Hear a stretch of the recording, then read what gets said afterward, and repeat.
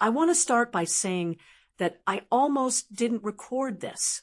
I sat down 3 times this week with this little camera pointed at me, and each time I just turned it off, made myself a cup of tea.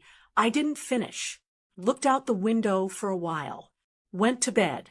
But I'm 90 years old, and I've learned, finally, that the things you keep putting off are usually the things that most need to be said. My name is Eleanor Marsh, and I've been sitting with something for a very long time. I don't know exactly how to begin, so I'll just begin where I am. There's a word I've used all my life: grief. I used it the way most people use it. Someone dies. You grieve. You cry for a while, or maybe you don't cry. And then eventually you go back to work, and you eat dinner, and the world keeps moving, and everyone around you seems relieved that you're moving with it. I used that word, grief, and I thought I understood what it meant. I didn't. I was saying the word correctly. I think the letters were right, but I had no idea what I was actually talking about. Not for a long time. Not until it was already 40 years deep inside me, having done whatever it does when no one's looking. I was born in 1934 in a small house in rural Ohio that no longer exists.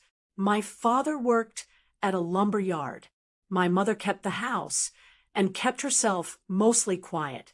There were 4 of us children, though my brother Thomas died young. He was 11 and I was 9, and it happened very fast the way those things happen then. We didn't talk about Thomas after the funeral. That wasn't cruelty. I want to be clear about that. It was just the way things were done. You buried the grief with the person. You kept going. There was no language for sitting with it, no permission to let it stay open. I absorbed that, the way children absorb everything. You just keep going. I married when I was 23. His name was Robert Marsh. He was a good man. And I want to say that the way it deserves to be said, not as a polite thing you say about a dead husband, but as a genuine fact that I've rolled around in my hands for decades now. He was a genuinely good man, patient, a little quiet, like me. He worked hard. He didn't drink or disappear. He showed up every single day for 41 years. We had 3 children: Margaret, who lives in Portland and calls every Sunday; Daniel, who we lost to a heart attack in 2019; and our youngest, Caroline, who I don't speak to anymore. And that is, well, that's most of what I want to talk about. The years with Robert were good years. I mean that without performance. There was ordinary difficulty.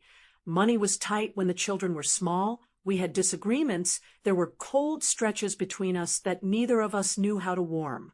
But I loved him, and he loved me, and I think we both knew it even when we weren't saying it. And then in 1984, Robert had a stroke. He was 54 years old. We were at the breakfast table.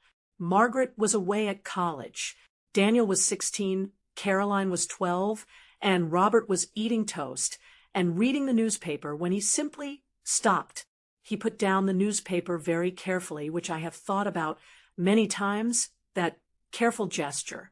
And he looked at me, and I could see immediately that something was wrong. He survived the stroke, but he wasn't the same afterward. The doctors said he was doing well, and in many measurable ways he was. He could walk. He could speak, mostly. He came back to himself in pieces over the following months. We were grateful. We told people we were grateful, and we meant it. But something changed between us, and I didn't have any word for what it was. What I didn't understand then, what I didn't understand for a very long time, was that I was grieving Robert while he was still alive, not the Robert who died. That came later, in 2001. I grieved I want to try to say this carefully, because it's the part I've gotten wrong the most times when I've told it to myself. The problem was never that I stopped loving Caroline. I didn't. I love her now. I love her in that deep, helpless way that runs underneath everything, the way I imagine rivers run under cities, invisible but there.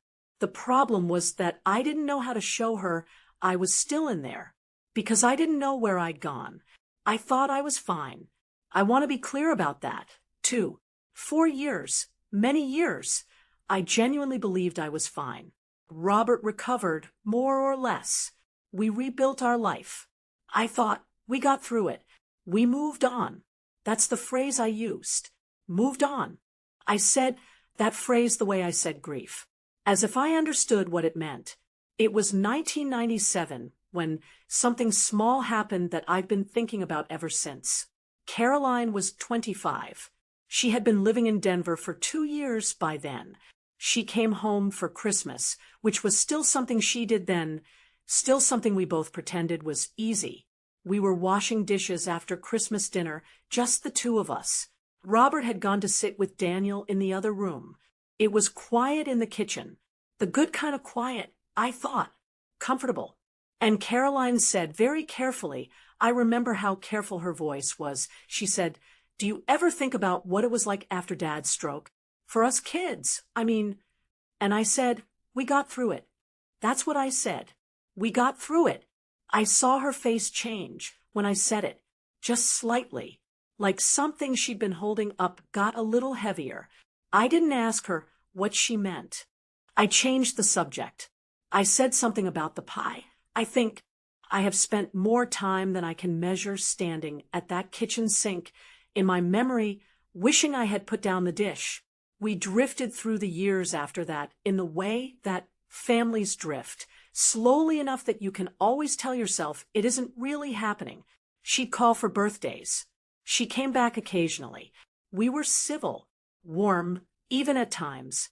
But something was missing, and we had both stopped looking for it. I think by the time Robert died in 2001. His death reopened everything. That's the only way I can describe it. Grief I hadn't done came back to collect. I was 67 years old, newly widowed, and I suddenly couldn't stop crying about things that had happened 20 years earlier. I cried for the man at the breakfast table who put the newspaper down. I cried for the years we'd spent slightly beside each other instead of with each other. I cried for the version of our marriage that the stroke had quietly ended, without ceremony, without anyone acknowledging the loss. Margaret thought I was simply grieving Robert, and I was. But I was grieving the other Robert too, finally 17 years too late. I tried to talk to Caroline then. I thought perhaps Robert's death might give us something common to stand on.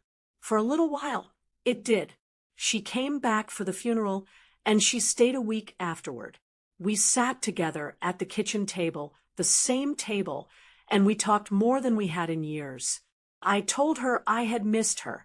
She said she had missed me too, but neither of us named the dish I put down. I think we were both waiting for the other one to pick it back up. The years after Robert's death are both very clear to me and very blurred. That's a strange thing about time. The older you get, the more certain years simply blend. I know I kept living. I know there were good days and harder ones. Margaret was nearby, and that was a comfort.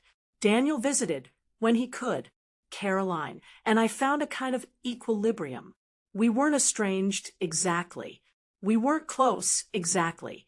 We existed in that gray space that families sometimes settle into, where nobody's done anything unforgivable, and yet something remains unfinished. I told Missel. I called Caroline 2 days after that conversation with Ruth. I don't know entirely what I planned to say. I think I had this feeling that if I just heard her voice, something might open up, that I might finally say the thing I had been not saying for 30 years. She answered on the 3rd ring. She sounded a little surprised. I didn't call often, not without occasion. We talked for a while about ordinary things. Her work, how Denver was, whether she'd been to see Daniel recently. And then I said, I've been thinking about that Christmas, when you asked me about after your father's stroke. She was quiet for a moment. Then she said, "Oh, just that." "Oh," I said, "I don't think I answered you honestly." Another silence. And then, I remember this clearly, she said, "Mom, it was a long time ago." Not unkindly. She said it gently. But what I heard underneath, it was, "We don't have to do this." Or maybe, "Is it worth it now?" Or maybe something I still haven't quite translated. I said, "I know. I just wanted you to know I remember it." She said, "I know you do." And that was more or less where it ended. We said goodbye a few minutes later. Warm enough. Ordinary enough. I sat with that call for a long time afterward. I had reached for something, and what I found was not nothing, not coldness, but something more like a door that was locked from both sides now. And neither of us was sure we had the key anymore, and maybe we were both, in different ways, a little relieved not to have to try it. I think that was the moment I understood the cost of 40 years. Not in some dramatic way. There was no revelation in the sky. It was very quiet. The cost was simply, we had gotten to a point where the reaching itself was effortful and uncertain, where neither of us fully trusted what we'd find if we got through. And that is what waiting does. That is what unnamed grief does when it moves through a house for long enough. It doesn't destroy things all at once. It just makes everything a little harder to reach. I don't want to give the impression that my life has been made of regret. I want to be careful about that.